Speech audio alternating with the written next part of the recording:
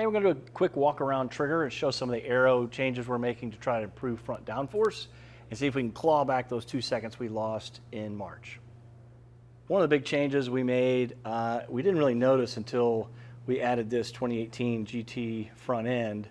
The old nose had, and I'll show that here, we had blocked off a lot of open grill spaces. And when we swapped this one back on, we had it on before we did Aero, and there were a number of places that are already kind of blocked off, like here, and this side is pretty blocked off. We actually, Brad opened up this side to feed the cold air, and we didn't think about it, but this area here had a giant hole that you could stick like a small rabbit through, and that was the kind of the running joke. So we looked at covering this up. Brad made a template out of our chipboard, cardboard, and then made this race roll piece, and it fits pretty tight to a very contoured section of the car, and it covers up. There's still kind of a pocket here, but it's not a big gaping hole that a lot of air can go through. And when that air was getting inside the car and it was banging up against the under hood area, and there's not enough venting to let it out, and we're actually going to open up some of these vents. These 3 vents we're going to cut out. It was causing some lift, and we think that's why the front end was so light at the NASA vent. We have this end plate on the splitter. We've done a small treatment there to reduce some drag, but that shouldn't have changed that front end lift by 2 seconds. We think these holes were a big part of it. Another thing we didn't have were fender liners. That's something a lot of people don't think about, but fender liners really seal off a lot of air.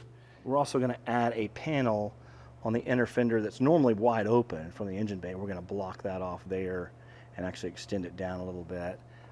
This is pretty cluttered. It's hard to have a panel there and have sway bars and control arms and all that. So when we put this new fender on that's 2 inches wider, we ran out of time to put the fender liners on because they don't fully line up to the fender. So Brad's going to extend the factory liner out to cover that up. But leaving those out turned this whole area into a big parachute.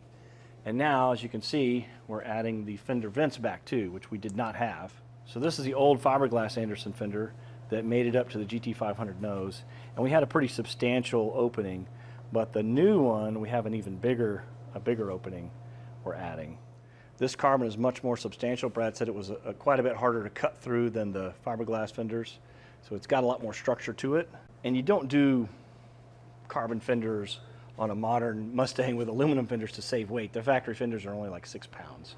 So these probably weigh the same or more, but structurally, you know, they're really dense, and adding the 2 inches of flare width is what it was all about. We have more flares going on the rear, but we haven't done those yet.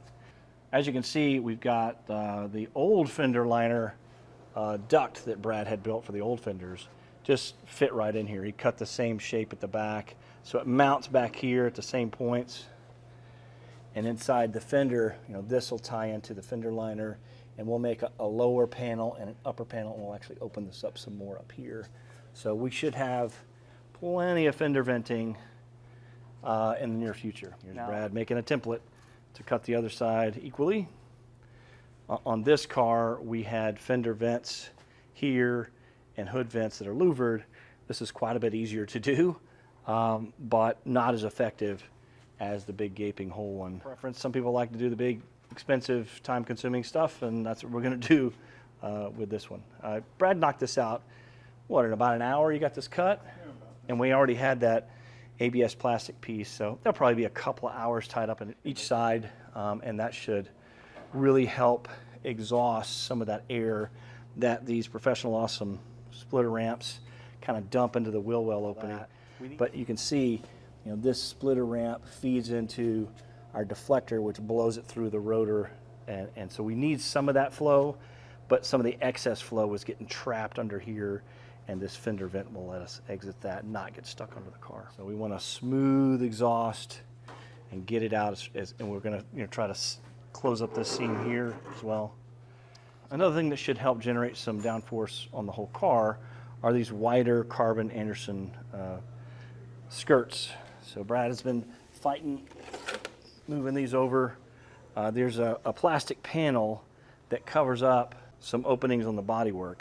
So that panel transfers over, but how it mounts, how the skirt itself mounts to the car is a real pain in the butt. Normally that uses these Christmas tree push pins to push that up, and these clips that go into the body. Well, these break as soon as you try to remove them. So we've got more of those coming, and instead of using the push pins, we've got M6 riv nuts and hardware, and that'll be bolted along the bottom of the body here. So it'll be a little more secure. These are probably twice as wide as the factory ones, so every little bit helps. So another thing we did to make the car easier to load in the trailer with the big 12-inch extended splitter, this is 12-inch from there to there, compared to our SCCA one, which is 6. But in NASA, we can run a much wider splitter, and we had another about 2.5 inches out here, but it was hitting the fenders inside the trailer, so we had to take the splitter off every time to load and unload, and it's kind of a hassle. So we cut the 2.5 inches off here, and now I can just drive this in the trailer, which is a huge time saver. We do have some extra width here, and we just got a clarification that the widest part of the car can indeed be our widened fenders, and we can go 6 inches beyond that. So we'll have some pieces that'll be about 6 inches further out, and there's some treatments we're gonna do working with some Aero guys, giving us some good suggestions. So that should produce some more front downforce. Of course, out back, we're making plenty of downforce, and that's with this 9 Lives Racing dual carbon wing trimmed all the way out. So we don't want to add any more angle of attack there because we have a massive rear downforce bias.